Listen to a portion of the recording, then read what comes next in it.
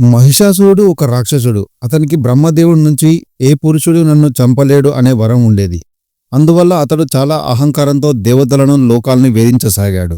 మహిషాసురుడిని సంహరించడానికి ఎవరూ శక్తివంతంగా లేకపోవడంతో బ్రహ్మ, విష్ణు, మహేశ్వరులతో సహా అన్ని దేవతలు తమ తమ శక్తులన్నింటినీ ఒకటిగా కలిపి దుర్గాదేవిని సృష్టించారు. ఆమె 10 చేతులతో ప్రతి చేతిలో ఒక దివ్య ఆయుధంతో మహిషాసురుడిని సంహరించడానికి బయలుదేరింది. మహిషాసురుడు కాసేపు ఎద్దుగా, కాసేపు సింహంలా, కాసేపు గజ రూపంలో యుద్ధం చేశాడు. చివరికి మహిష రూపంలోకి వచ్చి ఉగ్రంగా పోరాడాడు. అప్పుడు దుర్గాదేవి తన త్రిశూలంతో అతడి ఛాతిలో పొడిచి సంహరించారు. అప్పట్నుంచి ఆమెను మహిషాసుర మర్దిని అని పిలుస్తారు. ఇది దేవీ మహత్యంలో ముఖ్యమైన ఘట్టం. ప్రతి సంవత్సరం దసరా, నవరాత్రి పండుగలో మహిషాసుర మర్దిని శక్తిని జ్ఞాపకం చేసుకుంటూ భక్తులు పూజలు చేస్తారు. ఆమెను శక్తి, ధైర్యం, దుష్టులపై విజయం, సత్యధర్మ పరిరక్షణకు ప్రతీకగా భావిస్తారు.